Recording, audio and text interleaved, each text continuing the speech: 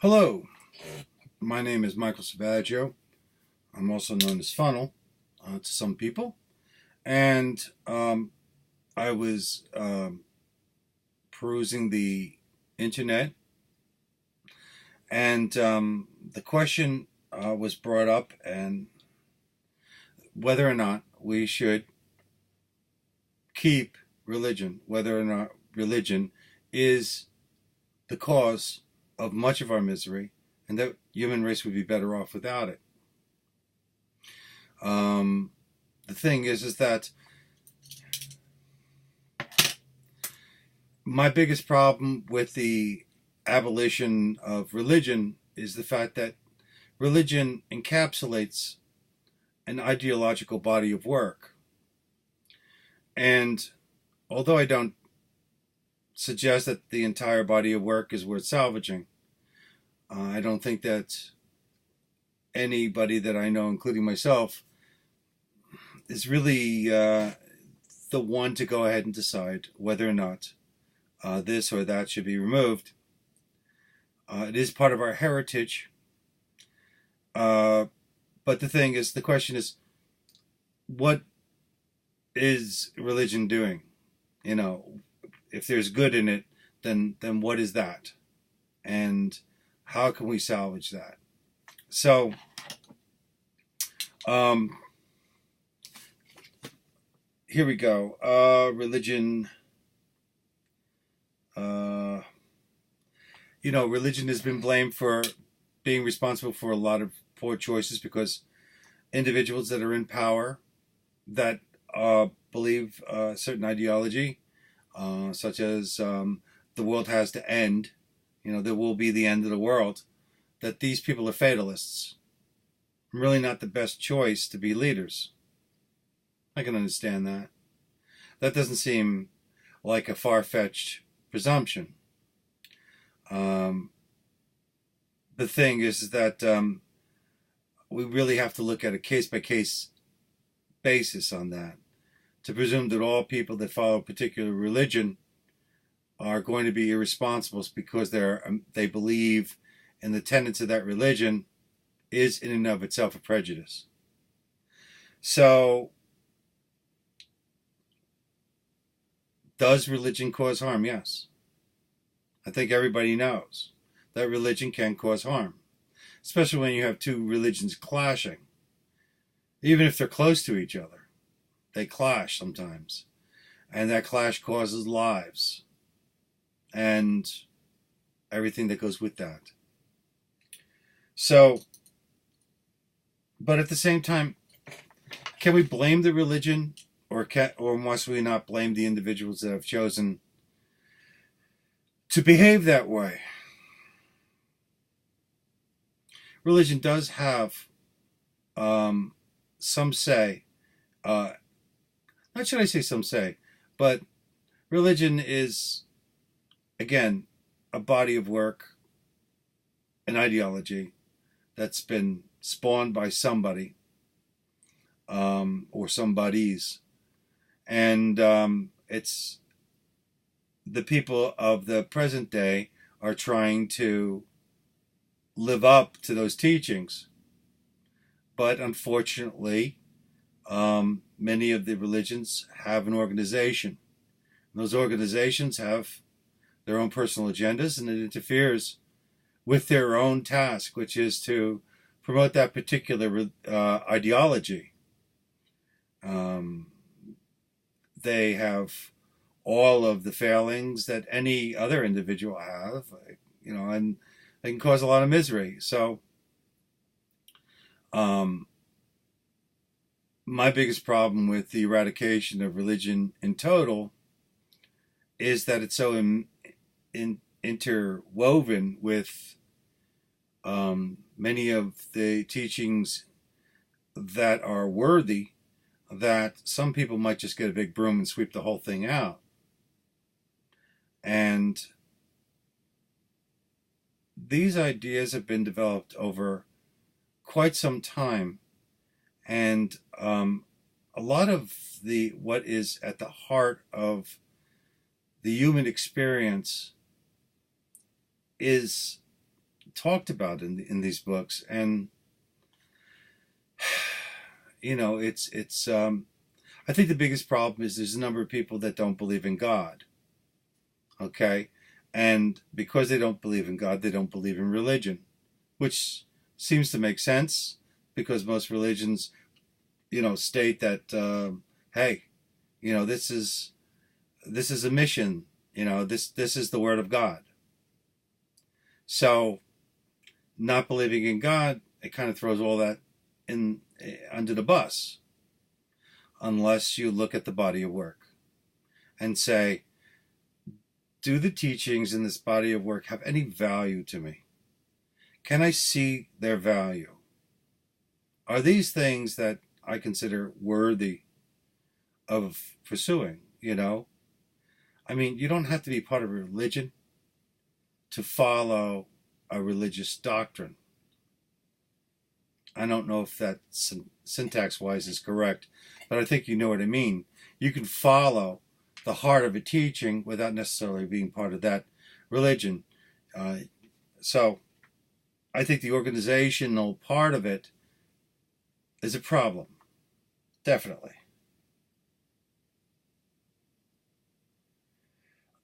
The other thing is that much of these teachings are a direct line to some of our ancestry, and the thing is that we are the product of many generations. I think it's good to be aware of how our ancestors thought, and yes, as time goes on, we may choose no longer to believe some practices. Most people nowadays don't think that slavery is a great idea. So there's not very much of it out in the open.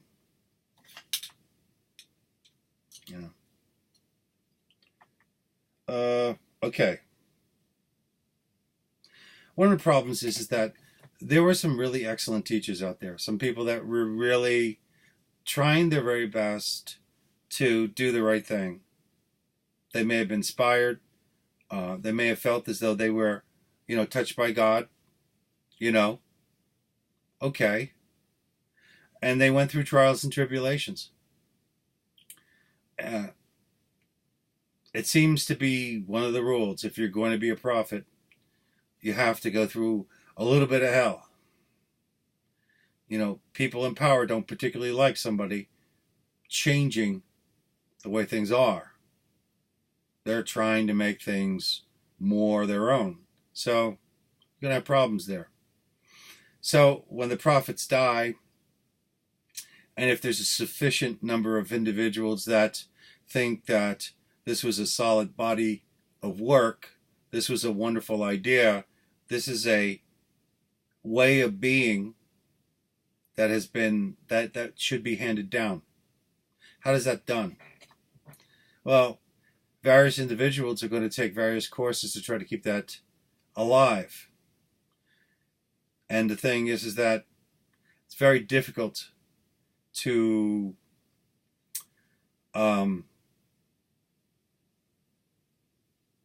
copy a prophet. It's good to learn from them, but I think a little bit of originality wouldn't hurt. There's a Chinese teaching about tightrope walking by Chang Tzu, and he talks about the knowledge of tightrope walking is in the bones. It's part of you. It's part of your nature. It's part of your body knowledge. Okay?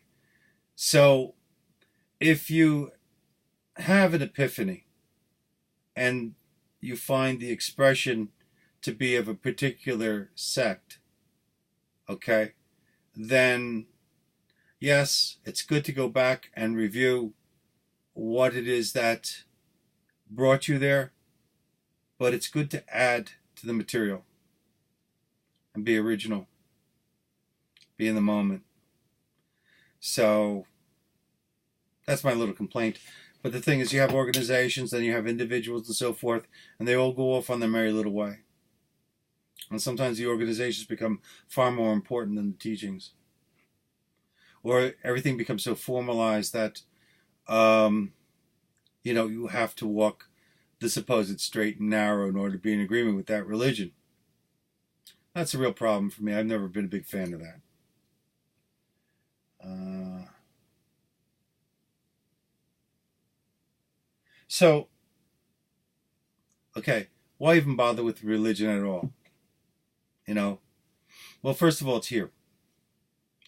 The conflict that we would have with the religious institutions, not to mention the membership that have been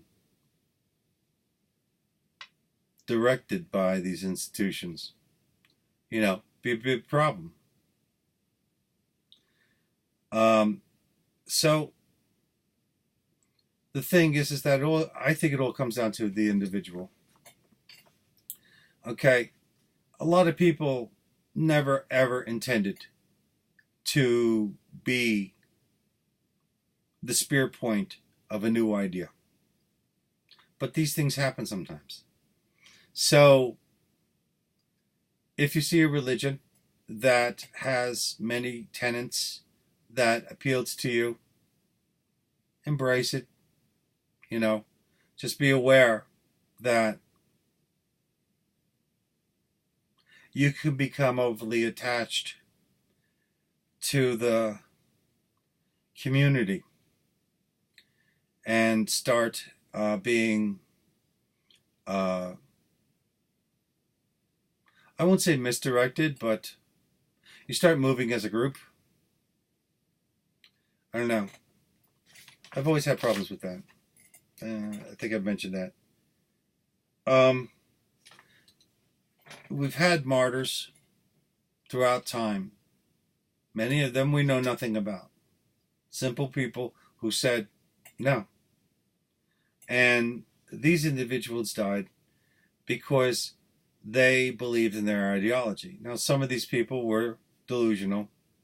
Some of these people really didn't think about what they were doing. They were doing it because they thought they should do it, not necessarily anything else. And then there's those people that were really their religion, their ideology. They couldn't dissuade. They had to follow that path because they were committed to it and they adored it. I think these people should be honored as much as soldiers. We pushed this whole idea about a soldier dies and immediately he's a hero. I was in the service. I don't believe that's true. I believe that some soldiers die and they're heroes. And some soldiers die because they died. I think there's a difference between a hero and just somebody, a casualty on the battlefield. But if you want to think that anybody who's out on the front line that gets whacked is a hero, I couldn't possibly argue with that, completely. But there you go. I think that people who go through trials and tribulations for their ideology, whether it's for a religion or their personal ethics or whatever, and this includes atheists. Atheists, even though they don't believe in God, many of them are very ethical. They're just not interested in having, an omnipotent power. They don't see it. That's okay. Here's a little phrase I kind of modified, that I kind of like invented. It's called "Know the difference between the house and the contents." Okay, the reason why I say know the difference between the house and the contents is if you think of an organization as the house and you think of the ideology as the contents, okay, then if you don't agree with that building, leave it. But remember that the contents that was in there, may be of value. So when all these haters of religion pop up, and say we should wipe out religion, they might be so blind as to try to wipe out everything associated with it. And I think that that is not just anti-intellectual, but anti-spiritual. But then again, a lot of people don't believe in spirit. They prefer the truth of a digital byte. Okay, so I'm getting close to closing. I don't think I've answered much of anything. But anyway, why religion? Okay. Well, before I get to that, those people that are searching for truth that might have come to this video and hope to learn something that they could hold on to, perhaps you're disappointed. I'm sorry if that's the case. I'm doing my best here, I guess. But anyway, the thing is that don't despair. I know the desire to find truth is powerful. I believe there's two types of truth. I believe there's objective and subjective truth. And objective truth is something that most people pursue, but subjective truth is something most people don't even consider. I mean, I base a lot of what I do on what I perceive to be true. And when I'm not true to that, then I'm being false. There is also a pre-idea that validates that for me. It's the presumption that my nature is okay the way it is. There's nothing wrong with who I am at the core. So as long as that aspect of myself comes out, I'm being true to myself, because all I can be is myself. So that's the supposition. That's the axiom that makes that other idea true for me, which is subjective truth. Subjective truth is me being my nature, seeing the world as I see it, and honoring who I am. And in a sense, we're back to the martyrs again. Those people saw an inner truth that if they had walked away from it, they would have felt dead. For they would have... Well, there you go. Anyway, so why religion? People like to congregate. They like to get together. They like to talk to each other. So what's the difference between being religious and being spiritual? Well, hopefully a religious person is spiritual. That he's not just dogmatic. That he's not just spitting out paragraphs. Doesn't really think about them except for in ways that he was taught to think about them. Then he doesn't have a personal relationship with the very core of its purpose, which is to be in communion with the higher spirit. The atheist might consider the higher spirit their greater self. The religious person might consider the higher spirit God. The spiritual person might consider it nature, or the mystery, or even the void. So, why religion? Well, it's not going to go away. But that's not the point. Here's the thing. You have a limited time on this earth. You're not going to live forever. The likelihood of eradicating religion within the next 40, 50 years is pretty slim. So, just being practical about it, my suggestion would be not so much the eradication of religion, but instead of demonizing it and isolating it, try to understand it to some degree. I don't know why, other than the fact that I'm afraid that if you throw the book binding away, the rest of the book is shut. It's embedded in there. So I think religion has kind of interwoven itself into the ideology, and very clever people have pulled that away, but it's hard to do. I've read a book about Jesus that just has his teachings. That's it, in sequential order.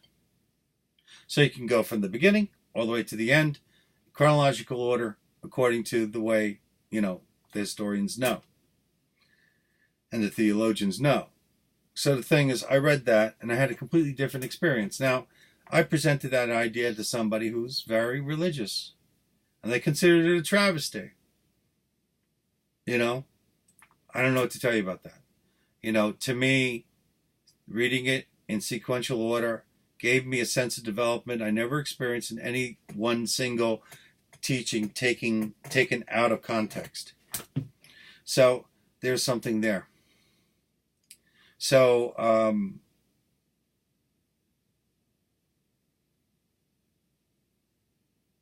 the real problem isn't so much religion. It's human beings. How we abuse things. How we abuse positions of power. How we become slaves to an organization. When we start becoming more responsible, more aware of what we're doing, regardless of the subject, things will get better. Unless, of course, we get shot. Then it's not going to be so good for us. So the thing is that I would say, try to stay aware.